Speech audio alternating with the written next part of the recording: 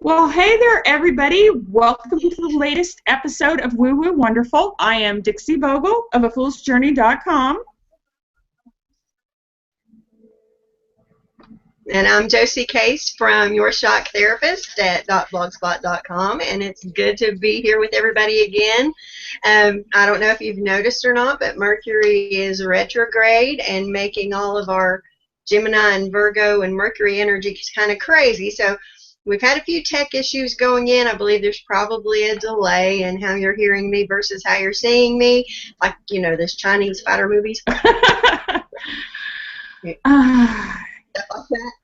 But I can't do the voice and the thing at the same time. So just so you know ahead, we do know it's Mercury retrograde. We expect there's probably going to be some glitches. But hang in there and have some fun with us as we talk about your chakras. Yes, we definitely know it's Mercury retrograde. Oh, Lord, do we know it's Mercury retrograde. But you know what? We are brave, and we are doing our show, come Mercury retrograde what may. So, today we were going to talk about chakras. And if we're talking about chakras, we want to start with, what the heck is a chakra?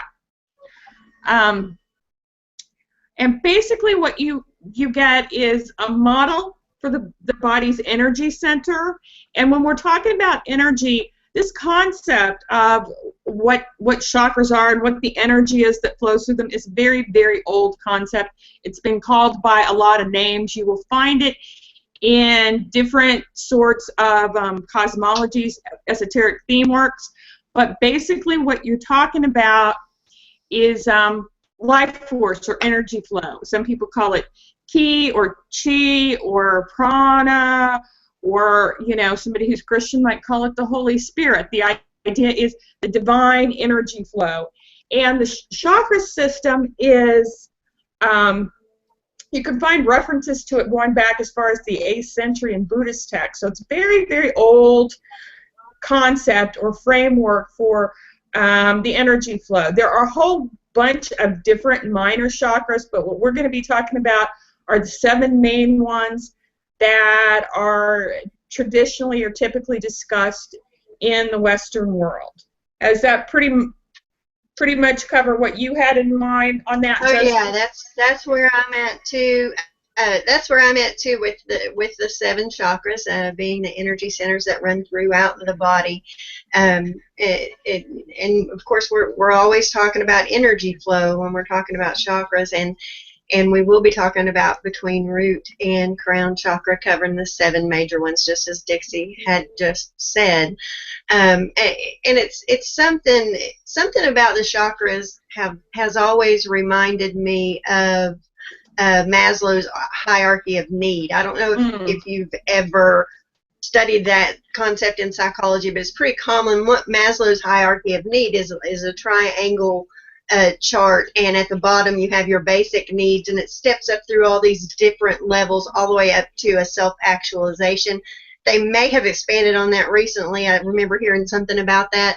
But basically what Maslow was saying is that if those basic needs, those safety, security, food, you have enough to eat, you feel safe, those types of things, if those are in place, then you can step up to the next level. If those things are nice and in order in that next level, then you can step up to the next, all the way until you reach your self-actualization point. And that's always kind of been the psychological concept that backs up my thinking as far as chakras go.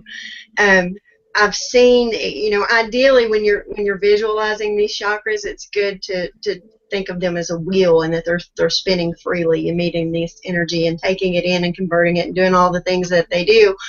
And when you're thinking about that, if you're consciously stepping down through those centers, you'd probably be amazed to find where you're blocked up. And the only thing that I've seen that's kind of different is I have seen upper chakras flowing freely when the lower ones are blocked. Still yet, though, it does affect. If you've got all of them spinning in accordance, you know, of course it does affect everything as above and so below. But, you know, Maslow's theory was different from that. It said if you didn't have that those base needs, those root chakra needs taken care of, then you couldn't move up through the system. And, you know, sort of he's right. It does kind of block your progress if you don't have those bottom ones firing the way you should. Yeah, I think I love that analogy or connection because there's an awful lot to say for it. I mean, the idea that the other chakras like can still operate even if the lower ones aren't up to par, but they can't operate at maximum effectiveness. You know, you're going to have some issues and whatever. You can't be balanced. I mean, ideally, what you want is you want that energy flow to be comfortable and balanced throughout in all the areas of your life, because that's where you're going to work in the most effective way. But I really do like that connection because I think that there's a lot to be said for the concept there.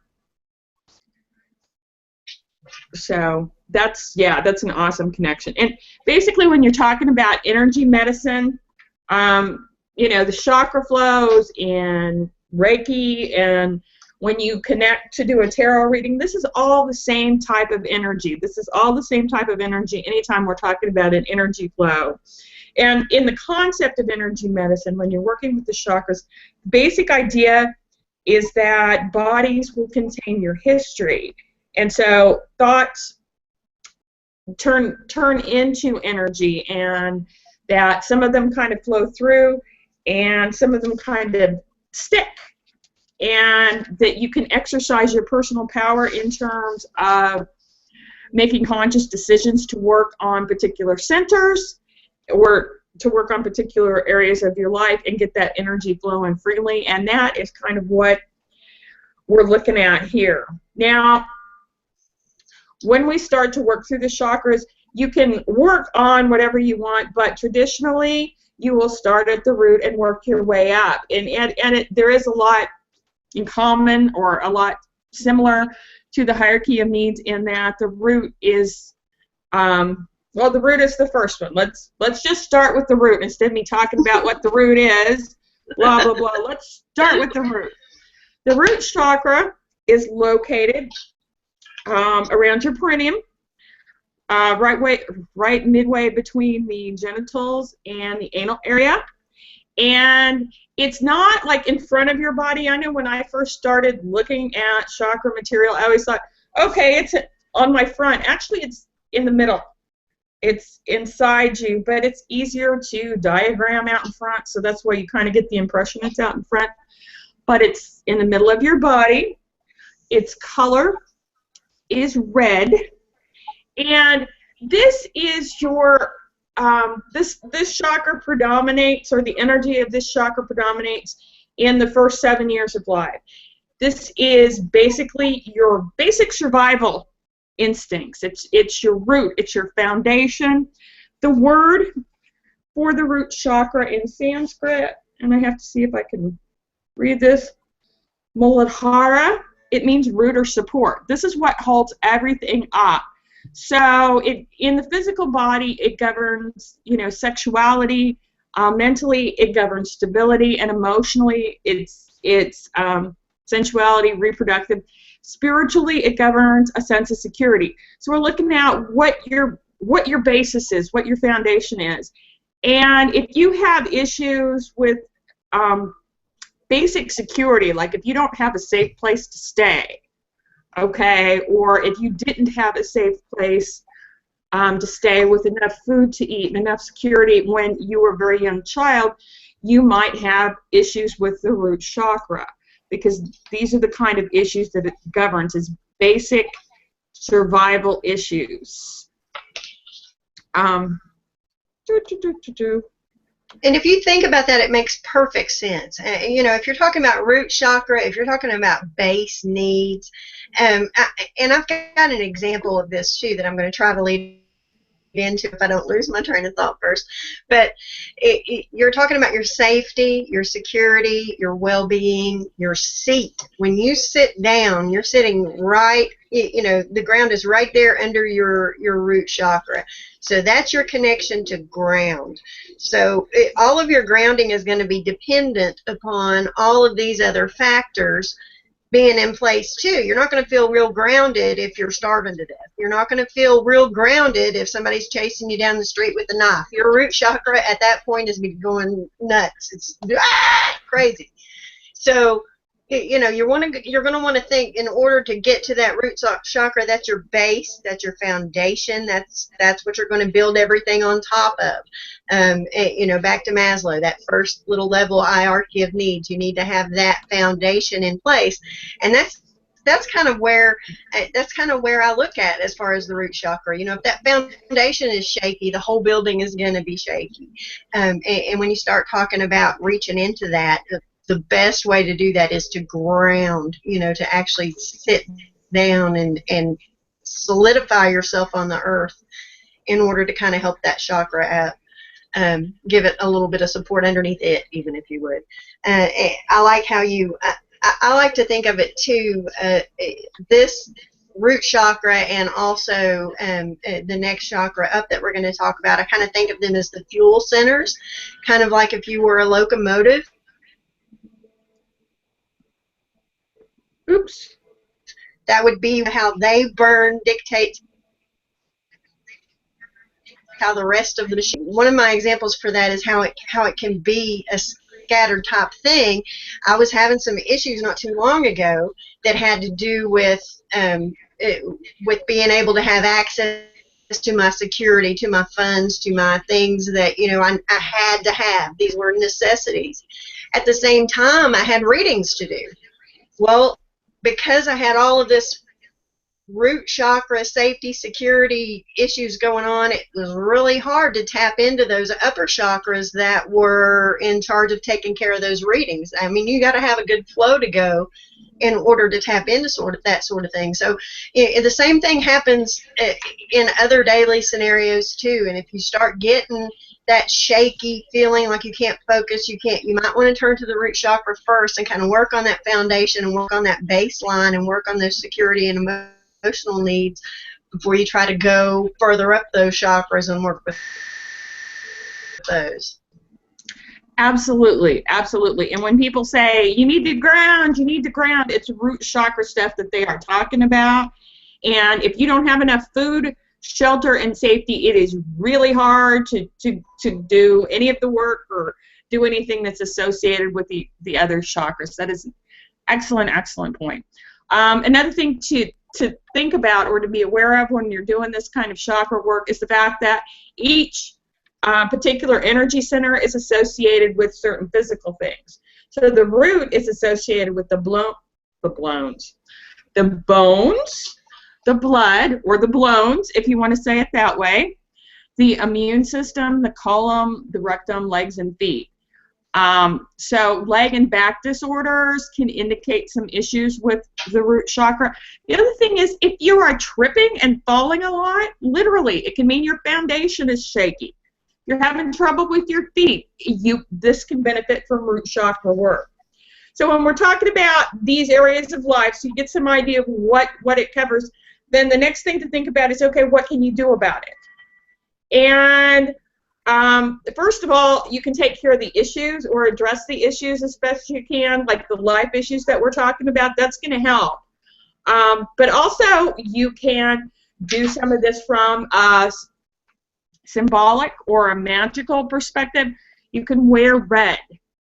You can, as far as working with gemstones, garnet, tourmaline, bloodstone, and hematite are great root chakra stones. Basically, any red or black stones are really good for your root. You can work with essential oils. Patchouli, vetiver, and sandalwood are a few. And you can look at food. For the root chakra, root vegetables are really very, very helpful, or protein-rich foods. There are even certain spices like horseradish. Boy, I can't talk today. Hot paprika, chives, and cayenne pepper. Red foods. All of these things are going to help build up your root chakra energy. And if you do it with the intention of, this is what I want to do, I want to build up my root chakra, I'm going to wear red, and I'm going to have my hematite. Josie and I were just talking earlier today about how awesome hematite is. Awesome, awesome, awesome. I just ordered some more because I need some, so I don't put it away. You know, so you work with these gemstones, and you eat plenty of protein, and you're eating these root vegetables, and you're like, okay, I want this to help me ground.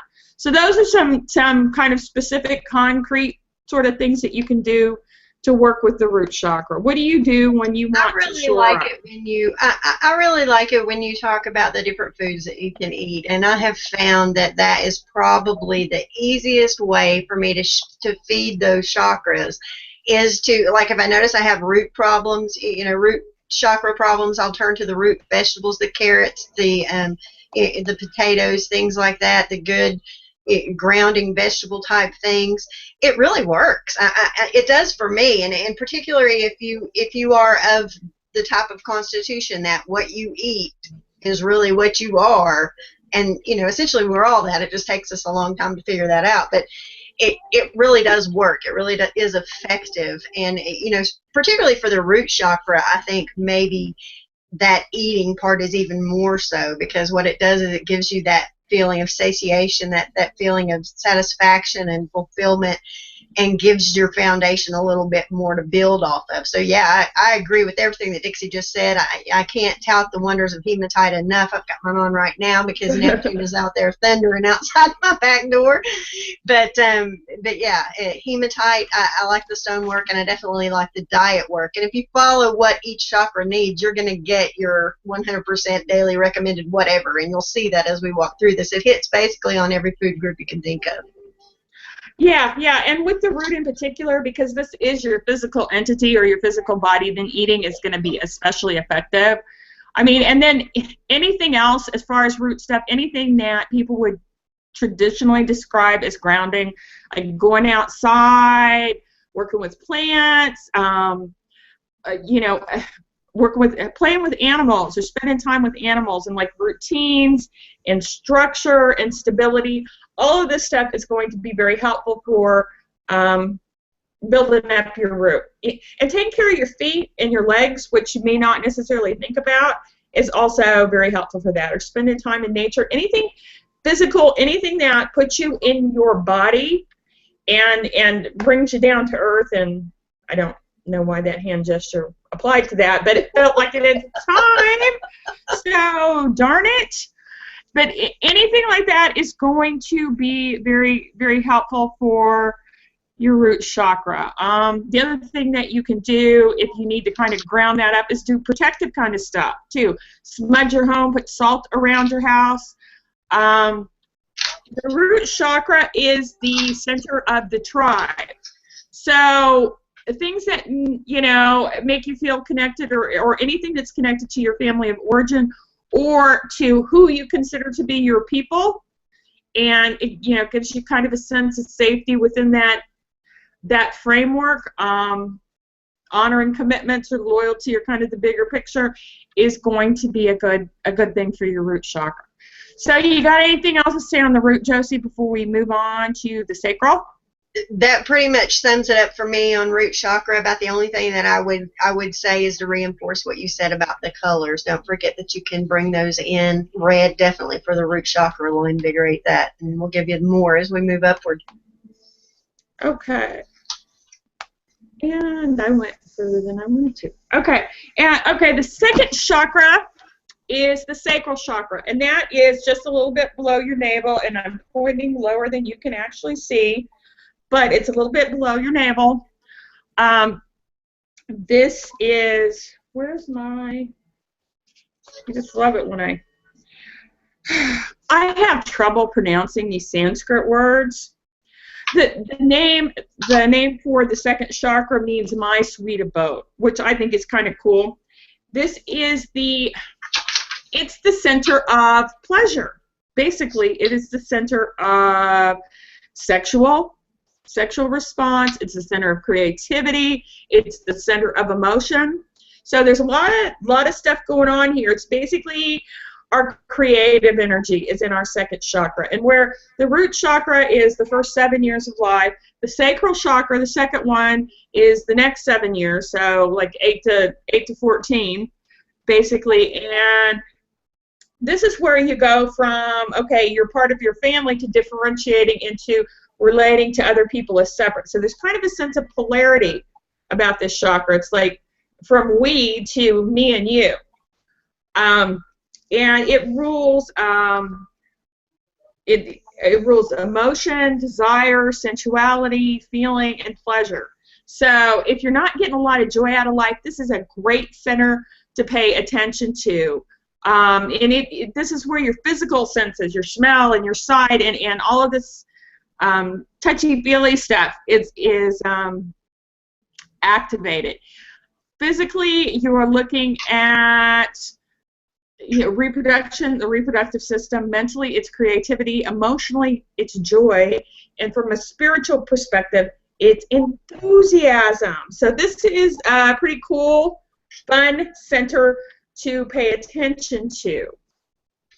I call this center the happy center, and a lot of times I think about it when we are in November and December and January, and the sun in this hemisphere is leaving us, and we're getting less of that sun and vitality from the earth, and or sun and vitality from the sun, not the earth. But, I always think about this sacral chakra at that time, because a lot of people come down with what is known as SAD, which is an emotional disorder, seasonal affective disorder. And what I found is when you have that condition, if you start paying attention to your sacral chakra, bring in yellow, orangish, the warm colors into your atmosphere, eat your citrus fruits, your vitamin C, start incorporating that. That chakra starts moving a lot better. You start feeling a lot better. You're able to enjoy things again. You come out of that seasonal depression where you haven't been exposed to the sunlight. It always reminds me of Sagittarius. And I wouldn't think of sacral chakra relating to Sagittarius, but that's always what I think of. And maybe it's because the whole seasonal thing starts in Sagittarius season. I'm not sure, but just that whole orangey thing seems very Jupiter to me. And if you can tweak your Jupiter around and get it, will also help you firing in this chakra, I think. And that has to do with perspective, vision, your level of self-confidence, too little versus too much, and that's when an overactive sacral chakra will give you this huge overbearing personality that's always right and never wrong. There's no humility, whereas one functioning properly is more the positive expressions of what you would think of as far as Jupiter is concerned. So if you feel that you're not getting joy or pleasure and or whatever out of life, start paying attention to that chakra, and of course work your way up all the way through them. But for that one, feed it that vitamin C, that sunshine, that joy that it needs in order to keep one of those fuel centers, that sacral and the root chakra, remember, I think are fuel centers, to keep those fuel centers burning so that you'll have the energy and vitality to take on, whatever else you may encounter in life or whatever you need to do. I think that's a really good reminder, because I think it's really easy for us to kind of poo-poo those activities. It's like, oh, well, and maybe this is just my Virgo talk, it's like there's always time for work, but is there time for play? Because this is the place that play comes from. Physically, we're talking about, the reproductive organs, the bladder, and some of the lower intestine. So, the appendix, the hips, kind of in the general area where it is. But in terms of emotionally, this is where we have fun and we create. This is also, while, we'll hit up when we get to the heart about attraction, this center also kind of rules money and earning, because this is our creative force, our life force. It's basically our juice, like Josi put it. This is our energy. So how you take care of that is going to impact you financially. But in terms of what it's associated with, it's the color orange. So sunshine would be very nice for this, or sunsets for that matter. Gemstones associated with this center are carnelian, moonstone, jasper. Essential oils, orange blossom is one. Go figure. Jasmine, ruly. Now, as far as feeding this center, okay, which this is kind of boosting your creative powers, what you're doing. Sweet fruits are very good. Excuse me. Excuse me. Melons, strawberries, mangoes, oranges, of course. Coconut, honey. For nuts, you could do almonds, walnuts. The spices for the center: cinnamon, vanilla, carob, sweet paprika, sesame seeds, or caraway seeds. So, I mean, basically what we're looking at is, okay, you know, our physical foundation is built with the root chakra, and here we can start to have a good time. This is where appetites for life and pleasure come in. You know, this is where you play with your kids, or you go out to a fine dinner with people that you care about. So there's a sense of kind of indulgence. So if you're out of whack, either you overindulge or you deny yourself consistently. Those are both kind of signs that you need to pay some attention here, because there is a healthy balance. You know, you can enjoy a glass of wine without becoming an addict. You can enjoy food. You can enjoy pleasure without, you know, not doing anything else. So, you know, it's a sensual, fun center, and I think it's really important. I know it's really important for me personally to remember that this is a valid part of life, the pleasure and the fun, and it's important, and it's worth taking some time to take care of that, you know? I really agree with what you just said as far as taking care of that. And you're right, you know, in our strict work-oriented lifestyles, sometimes we deny ourselves this playtime that is so vitally needed. I mean, you weren't given this creative urge so you could just lock it in a closet for your entire life, and that's where that creative urge is coming from, is from this chakra that wants to build you up and wants to let you express yourself. And what that leads to essentially is the next chakra that we're talking about. And if you kind of notice, they as we're talking about them, they are building on each other. You know, your fire has its coal, and then and that would be your root chakra. Then we move up to the sacral chakra, would be the fire itself. That's actually what's burning there. And then you move up to the next level, which is the solar plexus, and that's kind of the heat that it gives off. And I think you'll see that correlation once we get into talking to that a little bit more. But you really got to give yourself permission to enjoy the products of your labor, and not guilt yourself over it, because sometimes that right there will shut that chakra down. You know, self-criticism and stuff it happens. You know, if you need permission to go have fun, here it is. Ta-da! Go have fun. Well, and when you were talking about how it kind of reminds you of Jupiter energy, the other planet that it kind of reminds me of is Venus. I always think kind of Taurus with this chakra, because you're talking about soft, comfy slippers, you know, and warm robes, and sleeping in, and decadent food, and surrounding yourself not only with beautiful things, but also physically pleasurable to touch things. So that strikes me as being kind of a Venus vibe too. But that's what I always think of when I think of this chakra, is like, okay, you know, caring for yourself. It luxurious and just a little indulgent and soft and smells pretty and looks pretty and all that kind of stuff. And that kind of stuff this chakra just loves. So it's a fun one to work on.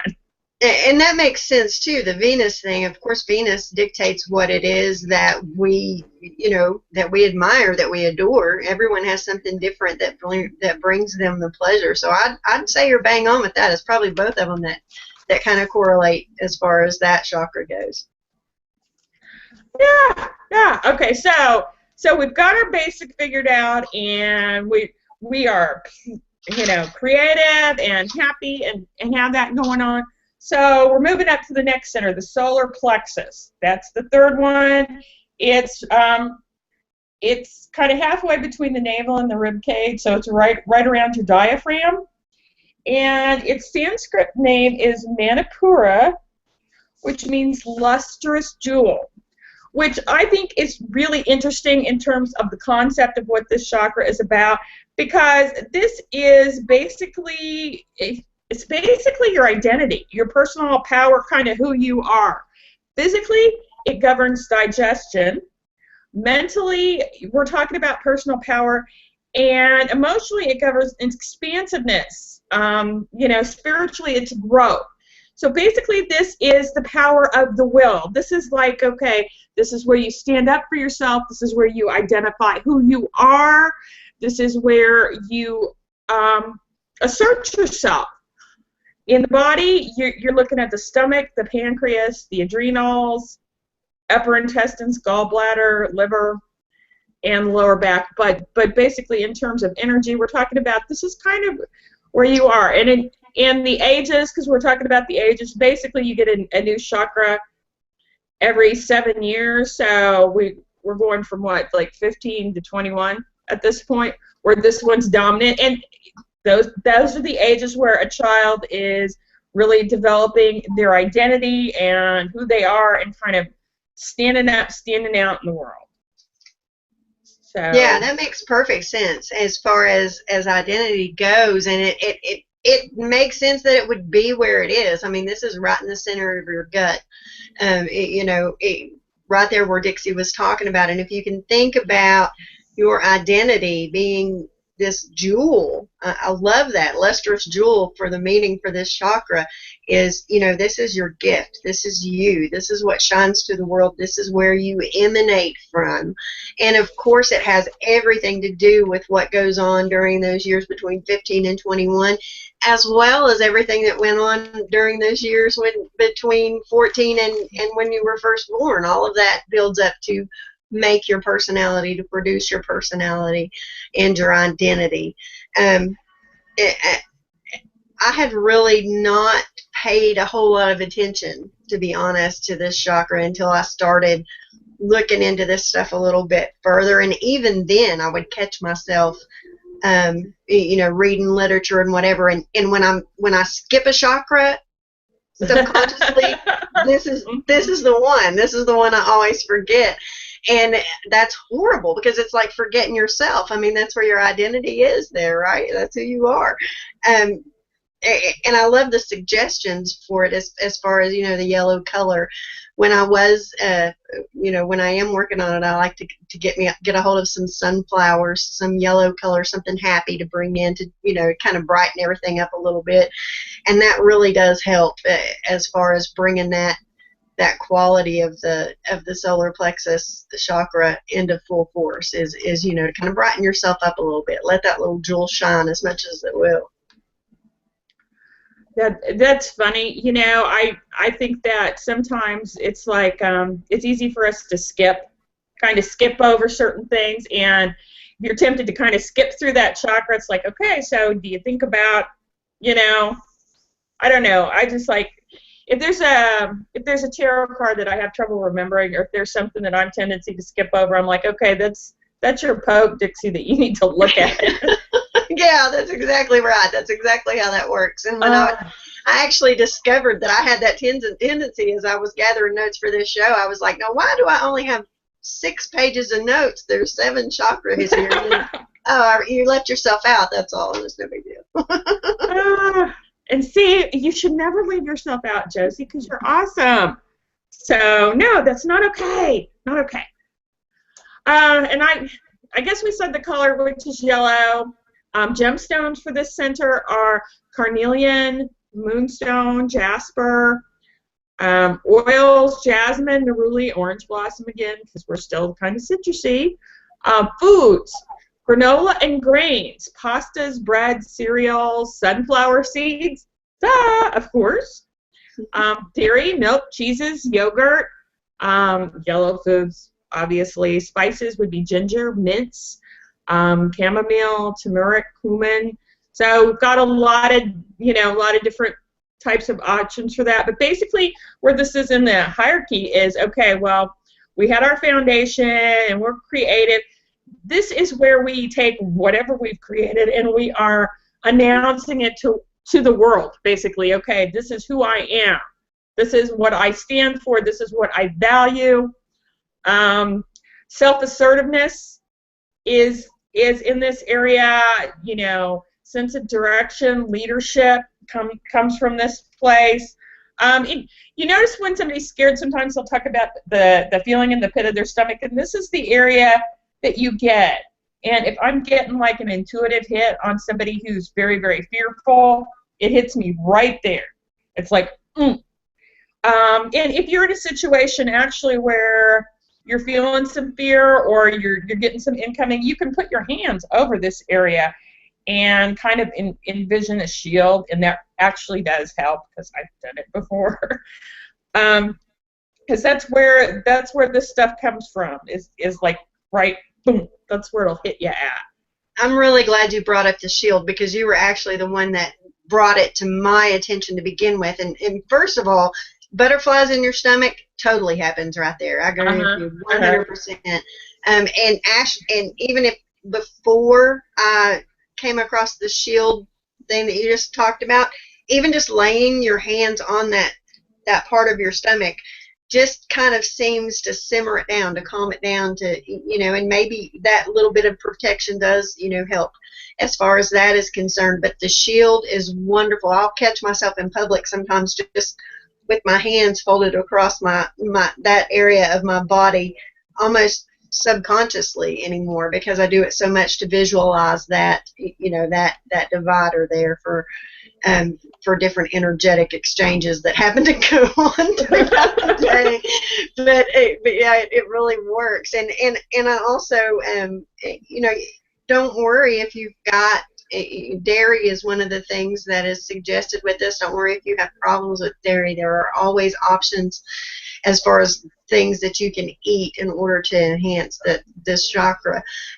So just because if we mention something to you and you can't eat it specifically, know that there are alternatives out there, probably many, that you can address, or that you can use to address any particular chakra. Hit us up with a question if you have one along the way. We can give you an alternative if you do have allergies. Absolutely. Absolutely. And if you have difficulty saying no, if you have difficulty with boundaries, or if you find yourself being a little bit of a control freak or are in frequent power struggles, this is the center to work on, okay? Because this is the center that stands up for itself. This is the center that says no and means it. This is where you self-define. So if you get the feeling that you're getting run over, or if you're getting the urge to run over other people or whatever, if you have those kind of struggles, this is a great center to pay some attention to, because it's all about defining who you are in the world and deciding what's okay and what's not okay, what your values are, what your worth is. So if you feel undervalued by other people or whatever, you can work with this chakra. You can decide what your mission is, what you are trying to do. You can, say no and mean it. And if you're having difficulty, say, feeling your value, you can start thinking in terms of what your accomplishments are, and actually write them down. Using a daily planner or writing down your goals or working with affirmations, taking classes, learning happens. A lot of learning happens in this area. All of this is really helpful for building this energy, or this type of energy. So, in addition to our, really cool, let's wear yellow clothes and let's eat yellow foods, you can take steps to define yourself, assert yourself, and build up how you feel about yourself. And all of that will help this center's energy quite a bit. Yeah, I agree with all of that. And it is, especially where it's located, importantly, centrally located in your body.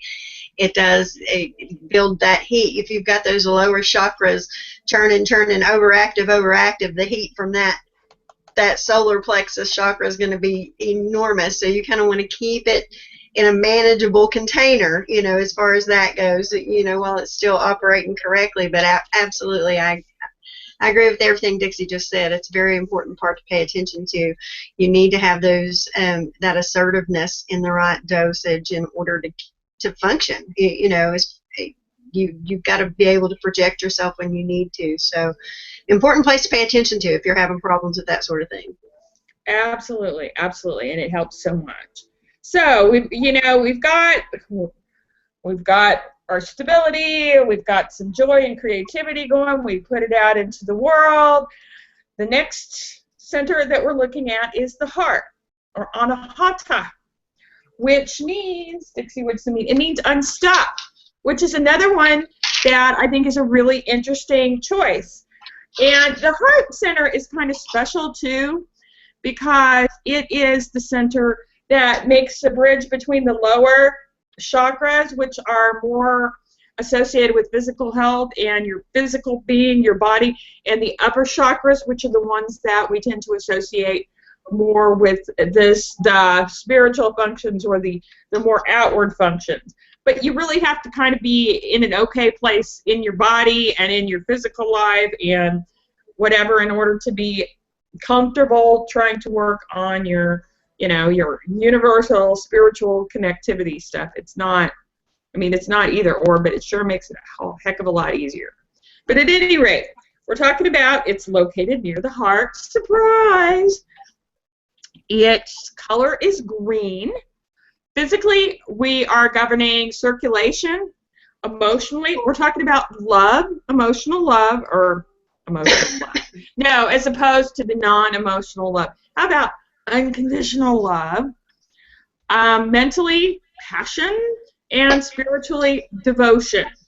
So that's kind of what one would expect, right? Right, yeah, it's a level up, of course, and with it being referred to as the heart chakra, of course, that's what we think of is all of those things associated with love and higher love and appreciation and love of self and passion and all of that comes down to the heart chakra. And of course, I've got a soft spot for it. When we get to the heart chakra, I start tearing. Yay! Because we're talking about love. It does act as a bridge. I like how you put that. It kind of connects outer with all this stuff we've built up inner. It's where all of that meets right there in the middle, and it all of those upper chakras do affect how we love others, how we love ourselves, and so do the lower ones. So it makes perfect sense that it would be located where it was located. And the more I think about it, the more I think it seems like all of this happened on purpose. Like there was a Virgo up there making some kind of diagram and putting all these pieces together because it just makes perfect sense. But we followed our logical human brains to get us to that point, so it makes sense too. But heart chakra, yes, definitely something that needs attention as far as I'm concerned with all the Libra Pisces I have going over here is telling you to get out there and love somebody and start with yourself. But I like the fact most. I think that it's green. I love the suggestion of the rose quartz to work with it. Of course, you're going to think love. You're going to think rose quartz, one of my favorite stones. And the green just feels so rich and growing and productive and earthy. Of course, I'm probably going to say that because I have an Earth Venus, and it likes that earthy stuff. But it does with the color. It makes me think a lot of earthy things. In the most basic element of being on Earth is so that we can learn to love each other. So, right there, heart chakra. Well, exactly. I love that the word means unstuck. Because it's like, okay, you know what? If you can open up your heart, and people use the phrase all the time, open your heart to this or open your heart to that. And, what some of these phrases that are in colloquial common language are talking about is working with the energy. It's just so natural or so normal that we don't think about what this means. But that when you open the heart up, you become unstuck. And there's a lot of truth to that, particularly in terms of if you work with law of attraction, which I have mixed feelings about, as the people who read my stuff know. But I do believe that where you're at emotionally impacts what you draw into your life. And what you're feeling a lot of joy and love towards, that is very magnetic. That's magnetic not only on an energetic level, but on a psychological level. If you're around somebody who is very joyful and loving, and you can just feel that coming out of them, that draws. If the work you do has that kind of energy, it draws. So it's a very helpful chakra for bringing things into your life. But in terms of the gemstones and the associations, if you're wanting to kind of boost that or amp it up, Josi hit on a couple. Your rose quartz, peridot, jade. Essential oils include eucalyptus, any kind of conifer oil, rose. Now, for foods, we've got leafy vegetables, spinach, kale, dandelion greens, air vegetables like broccoli, cauliflower, celery, cabbage, squash.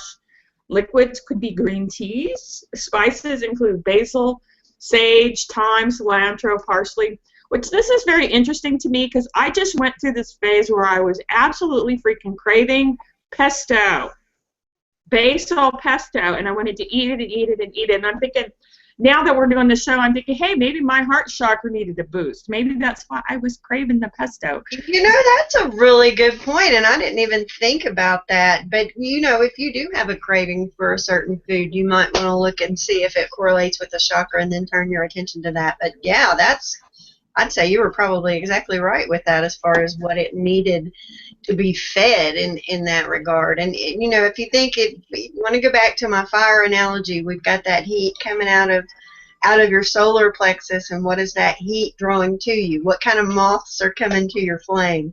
You know, so, and that's kind of how I relate that to as far as the heart chakra goes. But, you know, it is something that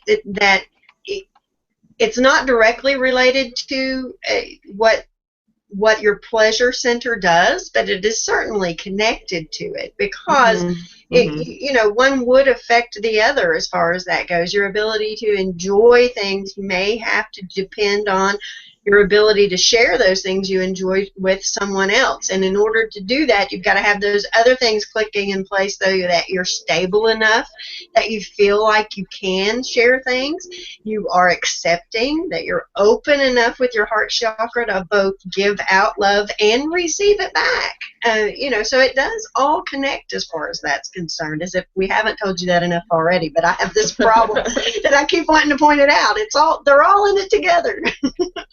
Well, I'm still amazed by all of it. It's like, oh, how perfect is the system, you know? And I'm just like, yeah. And then this builds on that, and that builds on that. But absolutely, absolutely. And there's so many wonderful things that come from this place. I mean, this is compassion and generosity and empathy and caring.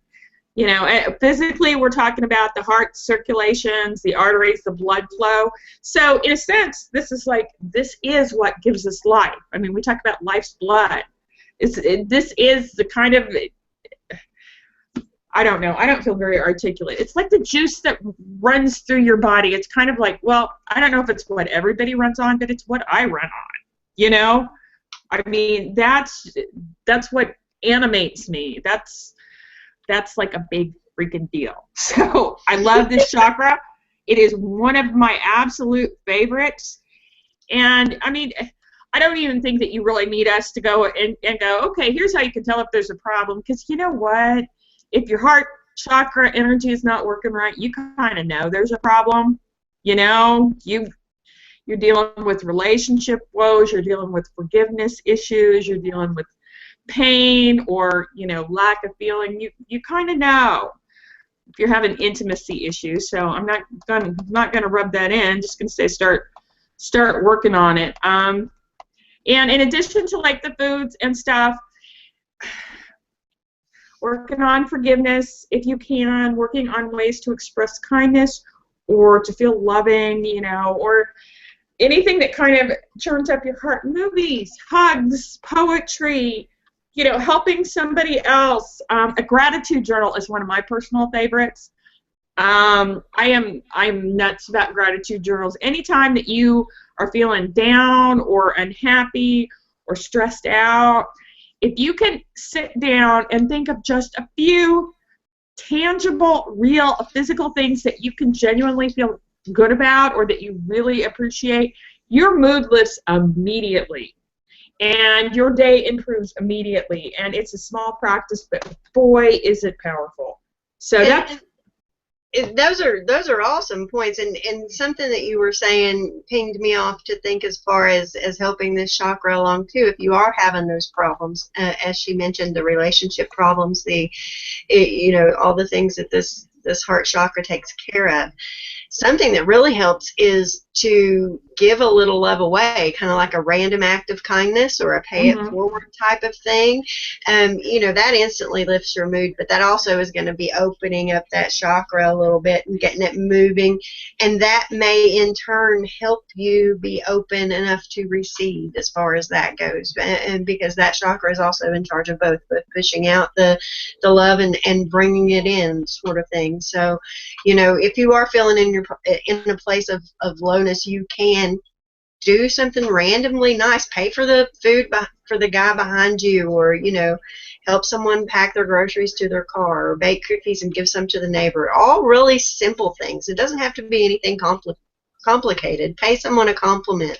You know, see somebody that you haven't seen for a while, tell them how nice they look, stuff like that. It's really easy. It really does pay off in the end. That's a really, really great point. It's like wherever you're feeling lack, if you can give a little bit of yourself in that area, that really, really helps the flow back and forth. But that is an awesome, awesome point. The heart is probably one of my favorites too. I love the heart chakra. I mean, not that any of them suck. Okay, I like them all. I like them all. But it does have a special place in my heart, because my heart chakra goes. You know, it flows. So I could talk about it for eons. So better keep moving. Better keep moving. After the heart, the next we've got is the throat. Vishidu, I think is how you say it, because Dixie pronounces things funny. But the Sanskrit meaning, or the meaning of the Sanskrit word, is purification, which is kind of interesting. And we're talking about, you know, the back of the neck in between, or in the middle of the neck. Physically, it governs communication. Surprise, right, in your throat. Emotionally, it's independence. Mentally, it's fluent thought. Spiritually, it's security. So we're talking about connection, communication in particular, and intention. This is the center of personal expression. So physically, we're talking about the throat, thyroid, trachea, esophagus, and hypothalamus. Color is blue. Our gemstones include blue gemstones like turquoise, solidite, blue agate, essential oils, ylang ylang, blue chamomile, and gardenia. So yeah, it's basically we're talking about speaking your truth.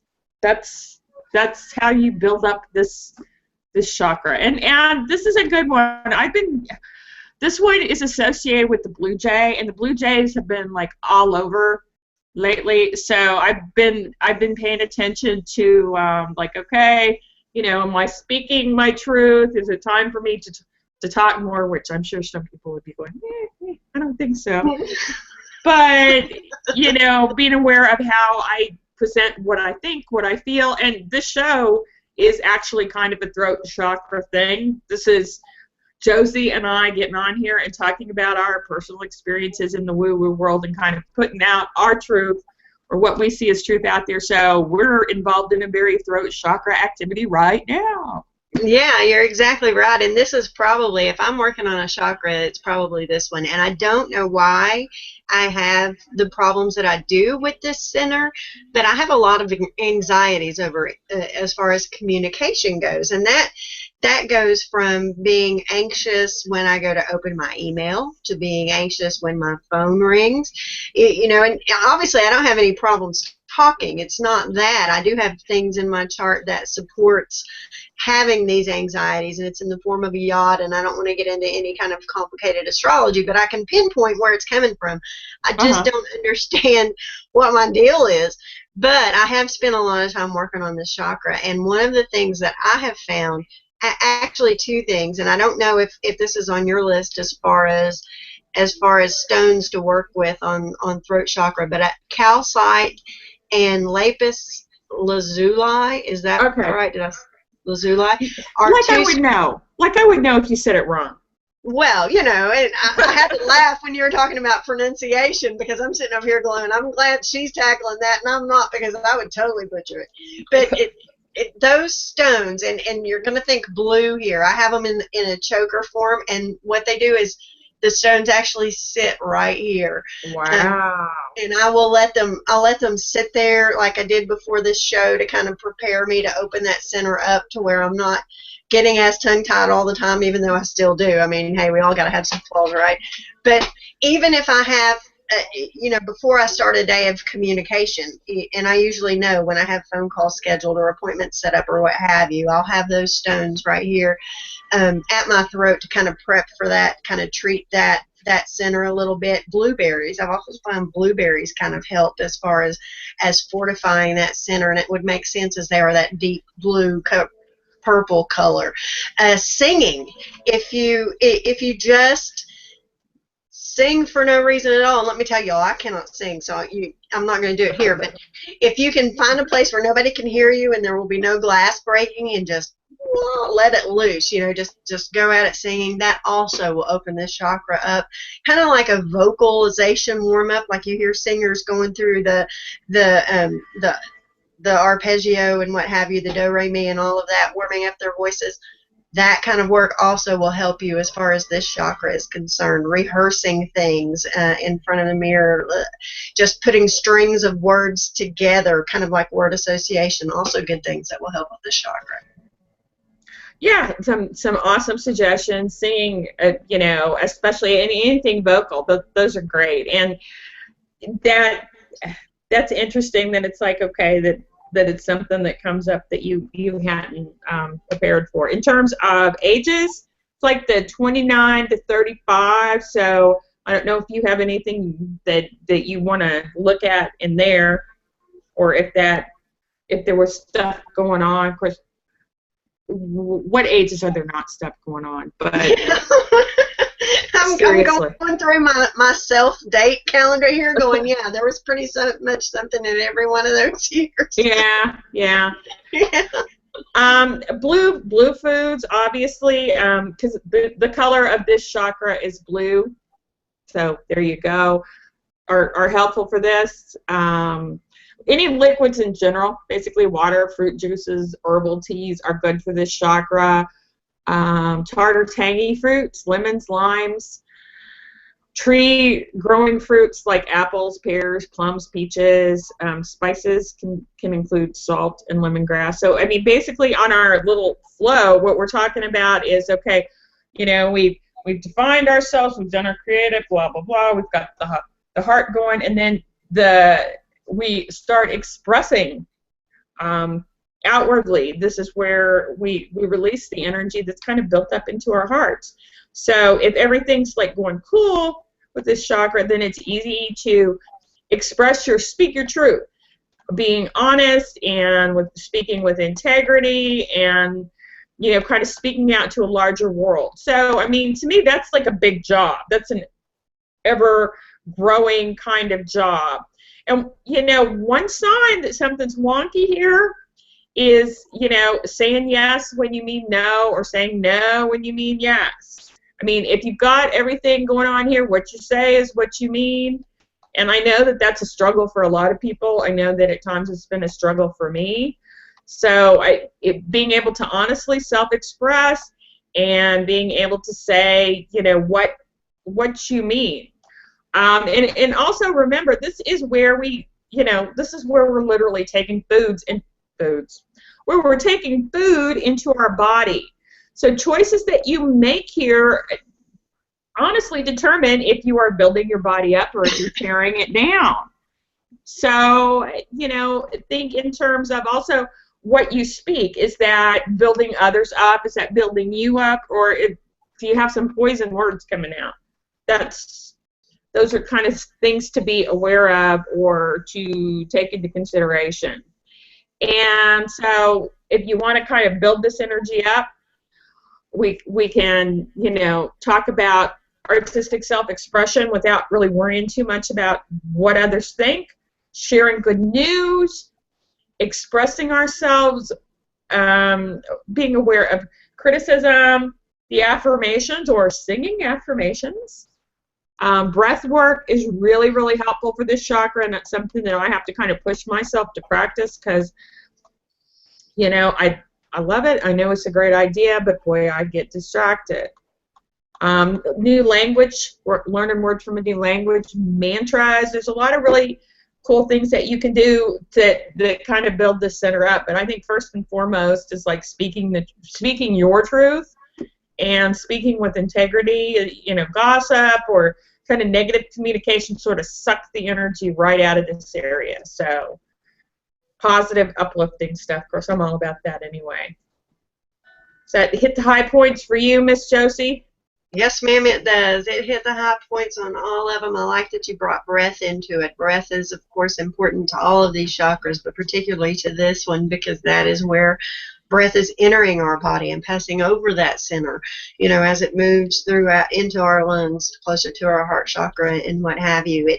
It comes here first. And what you are verbalizing, the way you are saying it, the way what you are saying connects to what you are thinking and feeling, also very much connected to this chakra. And I like I said, I like all the tips that Dixie has given out. And something interesting that clicked with me when you were talking about the ages, that's right around Saturn return time. Mm-hmm. So, if you've got some issues as far as that concerned, think back to your Saturn return and what went on there, and maybe release that to help this chakra out a little bit more. That's a very good point. So we got the throat going. The next one we're going to is the third eye, or anja. And the meaning of this word in Sanskrit is to know. And most people who have any interest in this area have some idea of what the third eye is. We're talking about slightly above the eyebrows, and physically it rules the upper portion of the head, the top of the forehead, and the tip of the nose. This is where we access intuition. Mentally, there's visual consciousness, and emotionally, it deals with clarity on an intuitive level. So this is basically knowing, seeing the truth.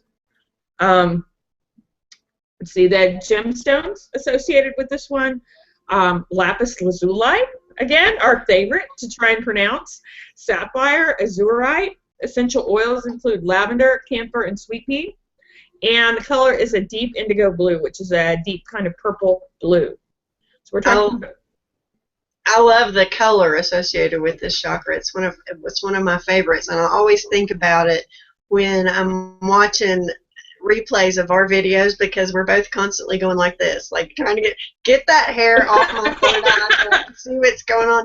So I always think about that, but that's kind of, when I visualize that chakra, that's what I think of, is kind of like that cyclops deal where you've got the one eye in the middle of your forehead.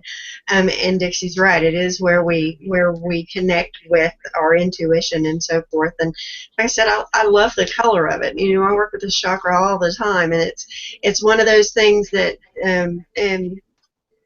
that if you're going to be working with that area, that it prompts you to start working with these lower chakras also, because you do realize once this one's up and it's firing and you're using it, that all of that feeds into that, and subsequently it feeds back down too. So up here in the third eye center, if that's all off, it can throw everything else off, and conversely, if the rest of it's off, it can throw off everything else that's going on up there. So I like the stones suggested, the sapphires. I think those are interesting. I also think it's always interesting when people adorn this part of their head, as far as that goes, with a tiara and that sort of thing. It always makes me wonder what it does to that chakra, but I could imagine that it would be feeding it at a temporary time if you had those stones up there and on it.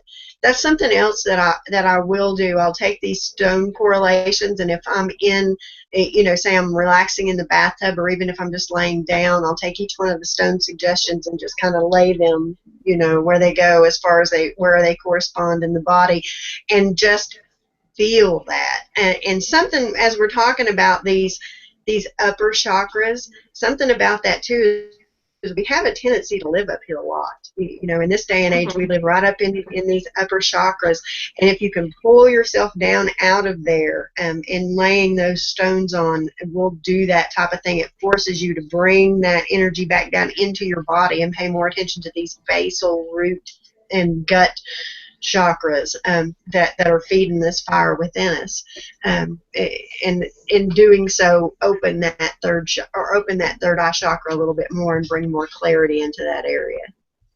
That sounds like an awesome suggestion. And the third eye chakra is one of the centers that I think is kind of sexier, because everybody's like, oh, getting your intuitive insight on and getting that going on, but you don't want too much of anything. If you have this thing going like nuts and you don't have everything else flowing right, and it kind of goes on overload, it can be overwhelming, kind of freaky, make you feel lightheaded, and give you a heck of a headache. So you want all the things going, not just that one, but it is a fun one. It is. It's really cool to be able to kind of know, what's going on and feel like you have a lot of clarity and an ability to see the truth and divine what's real. And that's what this center does for you. Now, as far as feeding it, the food, dark, kind of the bluish purple stuff is good for this. Red grapes, blackberries, blueberries, raspberries, the stuff that's kind of got those color seeds, liquids, grape juice or red wine. Spices would include lavender, poppy seed, or mugwort. Great for psychic vision stuff. So yeah, basically we've got our energies well balanced, and it travels up to the third eye, awakens that vision so we can kind of see the truth to the world. Good psychic vision is like a bridge between the rational and the intuitive.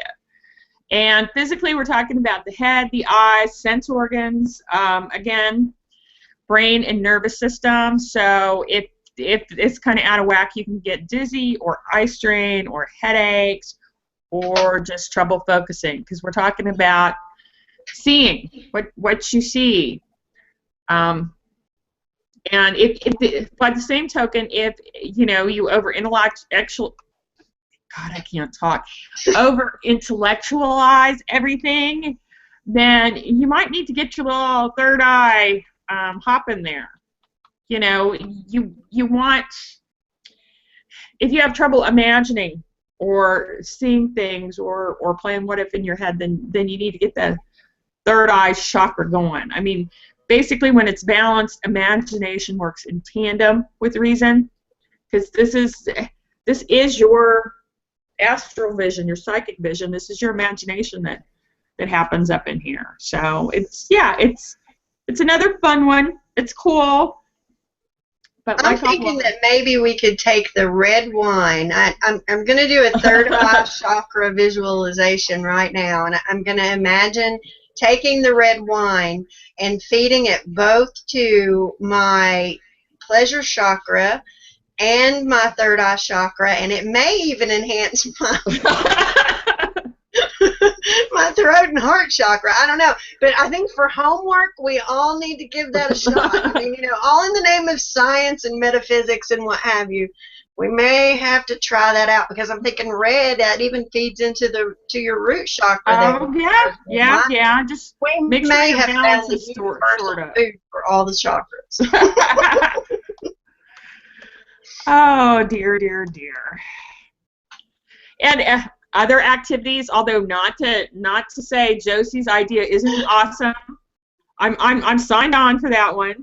But other activities that you can do to kind of build the center's energy: memory games, daydreaming, drawing, paying attention to detail, like visual stuff, going to a different place than you usually go to, and looking for detail, looking for things at different perspectives. I had a drawing book years ago when I was trying to learn how to draw better, drawing on the right side of your brain, and one of the things it had to do is turn pictures upside down to copy it. The reason being because it wouldn't, your logical brain, your left brain, couldn't go, oh, well, this is this and this is that, because if you're just copying the lines, it kind of kicked that right brain into gear.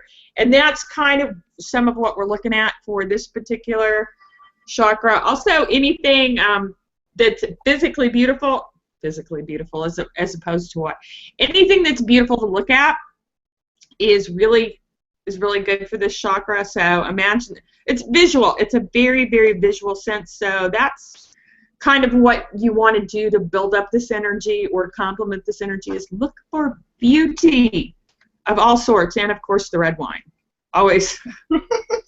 Yeah, I'm thinking that's like a requirement now. Okay. I'm good with that. Okay. Is there anything else you want to hit on before we move on to the crown? Because, boy, I'm talking. I think we're ready. I think we're ready to move on to the crown. Okay, the crown chakra is located just above the top of the head, basically. So we've got the third eye here, and the crown's kind of up here. And it's usually associated with the color violet or sometimes white, like clear white. Physically, it rules the brain stem, spinal cord, nervous system, and pineal gland. Its physical action aligns with meditation. You know, mentally, it's kind of with universal consciousness, and emotionally, it's with beingness. So basically, we're talking about our connection to the divine. And if you've ever watched any number of my videos or, you know, the shows that we do here or whatever, whenever I talk about connecting, you'll find me doing this because I'm always, I gesture, you know, it's what I do. But you'll find me reaching above my head because I make the, when I'm trying to tune in to do a reading or talk about that, I'm basically mentally or energetically pulling into the crown. That's kind of what I do to plug in. So this, you know, we're talking about, this is where you connect with the whole enchilada, the universal oneness. So this is another one of the sexy chakras because everybody's like, ooh, you know, I want to be at one with the universe. And this is where you do it at. This is where you do it at. That's exactly how I see it too, is as it is a plug-in. And to me, I actually visualize the plug. That chakra. And then I visualize actually each light coming on as that energy travels downward through my body. So it would go through, you know, third eye, and then to the throat, and then heart, and then solar plexus, sacral, and root, all the way down until it goes straight into the ground. And even when I do that, it's like, even talking about it, I want to sit right straight up and line those all up so that they come straight down and kind of be in your body and relax. But that's where the upper plug-in is. That's where you would plug into that white light, that divine energy, that connectedness to the rest of the universe is where that comes from. And you're right, it is one of the sexier chakras as far as what we talk about, and I think that kind of starts around heart chakra. They all start getting real popular as you go up.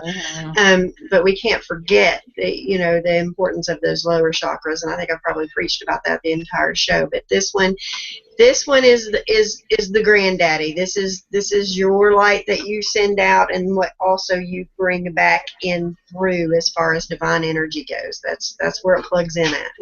Is that crown chakra, your crown glory, kind of your universal inheritance type of thing. It sits right there on top of your head. It's funny when you're talking about the lights up. It's like, oh, that's so orderly. Gosh, we can see your Virgo. That is so orderly. Okay, in terms of gemstones, diamond. Ooh, that's a nice one. Clear quartz or amethyst are good for this. Oils, you can do violet, frankincense, myrrh. Color violet or white. And as far as feeding it, this one is not quite the same as the other ones because this is kind of the universal connection. So we're talking about air. So we can, you can either kind of feed it through fasting, basically, or detoxing, like cleansing your body of toxins, or you can use incense, which, of course, obviously you don't want to eat. Don't try that at home, kids. But smudging, using frankincense or myrrh or Jupiter, or of course everybody's favorite sage, and smudging yourself. That's the way that you can kind of feed this chakra, because this is not a physical chakra. This is the non-physical. It's not even in your body. It's above, like everything else. So this is basically the awareness of all. So it's a very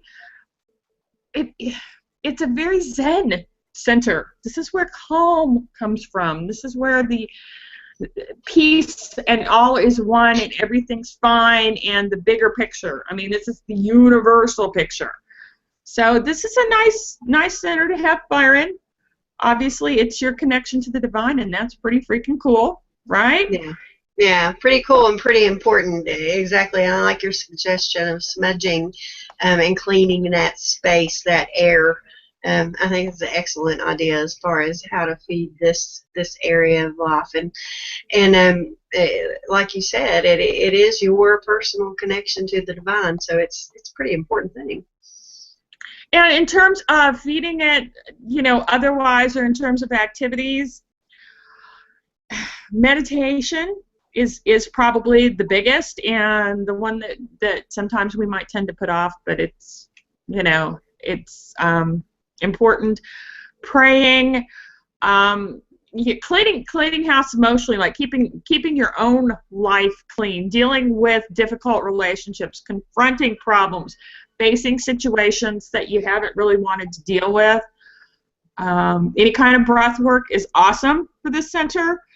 And then looking at everyday kinds of activities that you may not think of in terms of being spiritually healing, but really are, like sending goodwill to other people, and smiling, and hugs, and laughter, and kindness, because all of these things are actually ways that we connect with everybody else in the world, and they are spiritually healing, and they are connecting to oneness. But probably of all of the things you can do to feed this chakra, to me, probably the number one thing is being in the present moment, being here and now, and focusing on where you're at, as opposed to what's happening next week, and what is somebody else doing, and what should I be doing, la la la la la la. Because you can't really be zen, and you can't really be in that space and connect to everything if your attention is scattered or your energy is scattered. It's just kind of existing. That's kind of how I think about it. Yeah, I don't know. I've got to agree. I've got to agree with you. And like I said, like we said in the beginning, as far as building blocks, relating it to Maslow's hierarchy of need and all of those things. If you look at the principles of these chakras and you listen to the theories about what they do and kind of the areas of life that they address, it's all encompassing, So even from that standpoint, regardless of what kind of belief system you have, to work through and pay attention to what these chakras represent will affect your overall well-being and your overall enjoyment and presence in life, as far as that is concerned. It kind of holds you upright to deal with all of these wheels that need to be spinning at the same time. And addressing your energy and taking care of your emotional body and your physical body just as much as you take care of your mental body is a very important thing. And that's kind of what these chakras addresses, all of those needs together, and how they work together, and in turn how they work together in you, and also in how you interact in the world, and how the world reacts to you, and how you feel about that. I mean, it covers them all. So I'd encourage you definitely to explore more as far as chakras are concerned. We went over very basic stuff here in the beginning. We only have an hour to talk about it, so feel free to do your own research, and like I said, if you have any questions, hit us up and let us know. Oh, absolutely, absolutely, and we'll hit them another time. And one thing that I will tell you, if you start just paying attention to the chakras and just thinking in terms of that, and thinking, okay, well, I'm feeling insecure today, I'm going to work a little bit on my root and whatever, you will be shocked at the amount of difference that just a little bit of attention makes. I know I was shocked, and that's kind of why we're here talking about it, because I wouldn't have ever investigated it or followed up with it, I should say, if I had not had personal experience once I started paying attention to it, that just a little bit of energy, a little bit of attention, and you're going to be kind of amazed at the difference that it makes in how you feel. So I really encourage you to think in these terms and kind of check. And I mean, lay your gemstones on. Physically, you can move your hands in front of each center and see if you notice any difference. But get in the habit of thinking in those terms, and let us know what kind of experiences you have, or if you have questions come up, or whatever. Let us know how it works for you. Absolutely. Come and see us. Give us your feedback. You can find Dixie at A Fool's Journey. Of course, I'm at yourshocktherapist.blogspot.com. We are available for your feedback. I hope that you enjoyed what we have to give you so far. And like Dixie said, had I not tried it myself and it paid off almost instantly. It doesn't need to be a big laborious thing. I mean, doesn't have to be complicated. Just the simple awareness of it and the consciously checking into these centers can make a difference for you. So, thank you for joining us. Don't forget, we both do consults. If you need a private consult, Josi and I are available, and we can talk chakras or astrology or tarot or gosh knows what else. But thanks so much for stopping by and for being with us, and it's been an awesome time. Thanks, Josi. I had a great time talking to you. I always do. Me too, and it's always great to see you and everybody else here with us, so thanks for coming, everybody. Take care. Peace out until the next time. Bye-bye. Bye-bye. I pushed stop. Mercury retrograde.